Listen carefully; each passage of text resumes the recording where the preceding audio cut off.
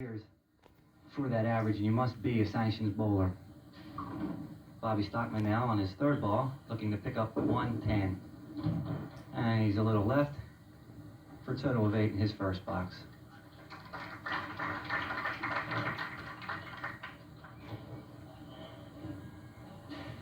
When our scores come up, you'll see that Bob Mulligan has a +5, which is his handicap, and Bobby Stockman a +4. Well, we had some pins moving around there, Tommy. We got a strike. Bobby threw a real nice ball there. Good pin action, pin coming across the plate, taking out the 10 pin for the strike. That'll help you loosen up a little bit, don't you think? Yeah, it's not. I'm sure that these bowlers are looking to get an early mark here. Bobby Mulligan's first ball, and he lays one right into 1-3 for another strike. Looks like we're going to have ourselves a match here, Joe. Well, when we speak of the score now, of course, the handicap will already be added in. So you have Bob Mulligan with 15 in the first frame, and Bobby Stockman with 12, and both of them with a strike in the second frame. The closeness of their averages, they're only 6 pins apart, Tom, so, you know, I think you have a relatively even match, the handicap not having too much to do with it at all.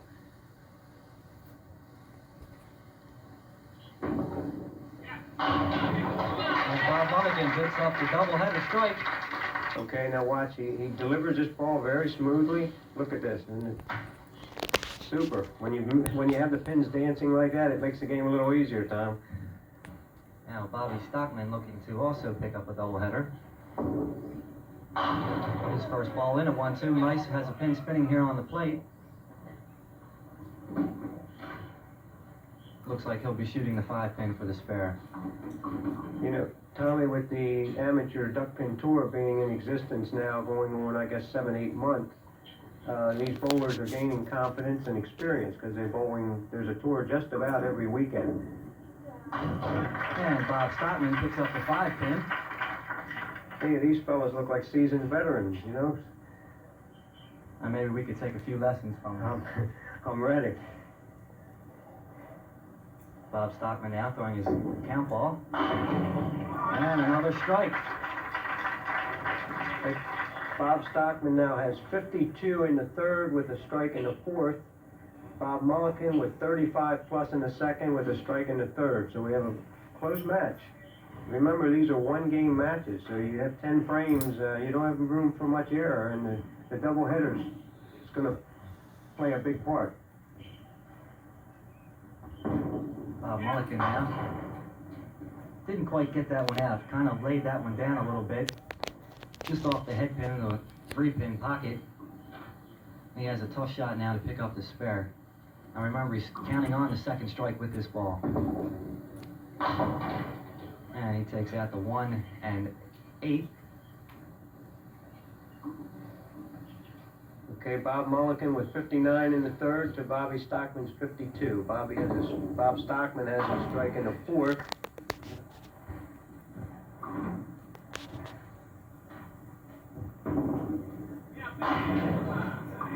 Good solid pitch there in the 1-3, leaving a solid 5. Both of these bowlers bowling extremely well the early frames of this game, Joe, showing no signs of any nervousness here today. No, and I tell you, they both have very similar styles. They get the ball down on the floor early. Bob Mulligan bowls in 2 leagues, both at Suitland. Bob Mulligan picking up the spare, giving him 78 plus in the 5th. Bob Stockman now with 62 plus here in the 4th, working on the strike. Bobby Stockman bowls in 2 leagues at Arcade Lanes in Frederick. Once again, another strong pitch in the 1-3, this time leaving the 4-pin. Both of these bowlers are pin bowlers, meaning that they look at the pins when they deliver the ball. On a tough break there as Bob goes by the 4-pin. To the right, he'll be looking to pick it up now for 10. I overcompensated there a little bit, pulled it left. 9 out for the frame. Bobby Stockman has 80 in the 5th to Bob Mulligan 78 plus a ball. He has a spare in the 5th, so we have a 2-pin match.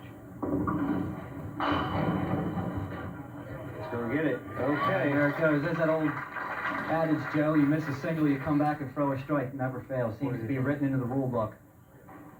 He's counting the 11 pins that strike, or the missing that single cost him. On the replay here, see the strong pitch into the 1-2. Took a little while as that pin spinning on the plate had to move over to the 6 pin, but had enough to take it down. Part of the excitement of our duck pin game.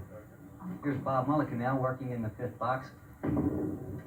Bob Mulliken, as far as experience, he won the Amateur Duck Pin Tour doubles at All America Reisterstown. So he's been there before. Bob Mulliken counting 5 on that first ball, now has 83 in the 5th. He has a 3-pin lead. Second ball there, missing the object pin, just slightly to the right, leaving the head pin now for 10. This is the first that Bob Mulliken has been behind. Bob Stockman has taken the lead and overcome the doubleheader that Bob Mulliken threw in the 2nd and 3rd frames. We now have a match with Bob Mulliken 93 in the 6th and Bobby Stockman 90 plus a strike. So both of these bowlers are working on the wood too. If they miss a break or get a bad setup, they seem to be working well and holding that wood, and that's very important in these matches. Bobby's first ball, leaving a spare break of the 1, 3, and 7. Tom, you and I both know that the 3rd ball gives you your confidence. You know, you may lose it on the 2nd ball a little if you miss, but you need that 3rd ball to get your confidence back. And Bobby on the object pin there, picking the head pin off with the 3, now has the 3-7 left here on his 3rd ball. So many of these one-game head-to-head matches are decided by one ball, so you know, when you're asked what's the most important ball of a frame, it probably is the ball that you have in your hand at that time. Bob Stockman now working on the strike ball in the 7th frame. An excellent opportunity to get a good advantage here in this match. He throws another strong ball in the 1-2. Had the 9-10 up there for a split second, but the pin came across, taking out the 9 and almost knocking it into the 10.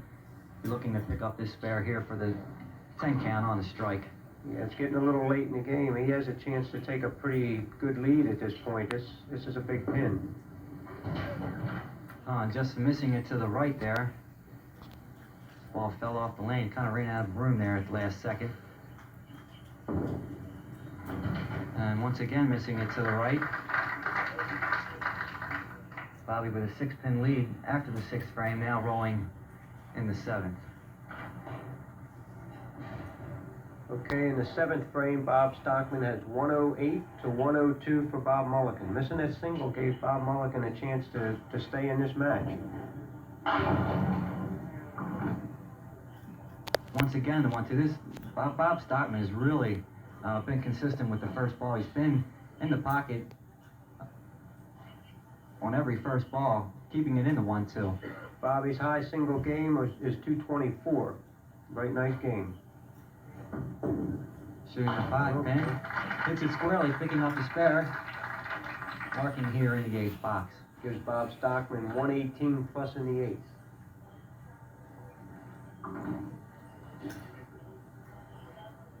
Bob Mulliken now set to throw his first ball. Pretty important ball, wouldn't you say, Tom? He doesn't want to fall any further behind. That may have been the first ball by both bowlers that I've seen thrown with pressure. Yeah, you could tell Bobby was a little quick going to the line there. He just didn't throw that ball the way he's been throwing it earlier in the match. Bob Mulliken's high game, 213. His second ball taking out the 1-5. He's got a tough shot here now to hold wood and stay in this match. This is a critical ball, too. He definitely needs his wood, and then we need about a 10. He does a good job picking up that 10, giving him 112 through 8. We have a 6-pin spread with Bobby Stockman having a count ball. The 9th frame, this is sort of the stepping stone, Tom, wouldn't you say? He, being behind, he has to have a mark in this frame. Preferably a strike, I would think.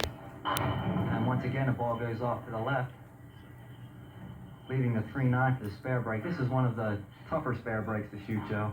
Well, you have to hit all of that front pin. And that's always tough. Hitting any of it's hard enough, but he has to cover the whole thing, or he'll get a little help off the rubber. Well, it seems easy to do when you have all of them up there sometimes, but when it's just those two, it makes it awful difficult. And we see Bob go by the 3-pin to the right. Well, it's a tough shot at any time, but he knew, that he needed it. He knows the score. He picks up 9 there for that frame in the 9th, giving him a total of 121 for a 9. Oh, a very good game. Bobby Stockman now looking to increase his lead. Strike up in the 8th box, throwing here in the 9th.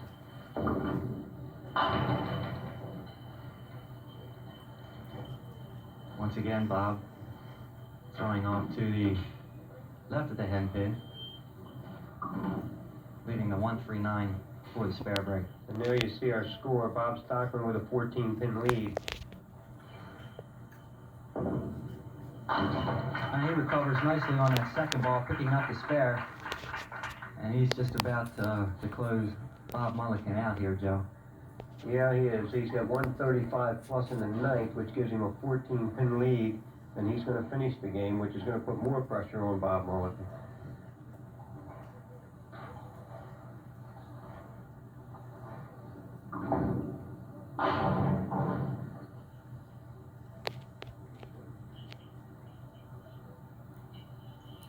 We seem to be ready for action once again. Bobby Stockman now looking to pick up this spare break. I think he's looking to get 10. He probably knows the score, and 10 will assure him a victory. If he hits one of these, he's assured of a tie. Well, it looked like Joey was going for the shot, and it may just be a little bit of inexperience on Bobby's part there. And he picks up the 6th pin there for 9 box. The one thing we do know, Tom, the first ball that Bob Mulligan throws and the second ball must be strikes. If this... Excellent match here. First game for Bobby Stockman, shooting a 151. Here's Bob Mulligan. He takes that to 2-8. And Well, Bobby Stockman will be our winner here this first match, and he'll go on to face Charles Martin. Charles Martin, 125 average bowler from Baltimore, Maryland, was our second seeded bowler.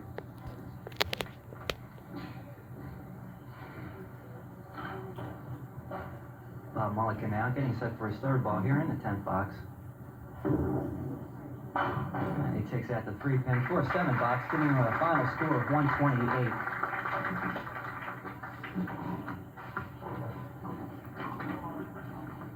Bobby Stockman will be facing Charles Martin in our second match here from Greenway East.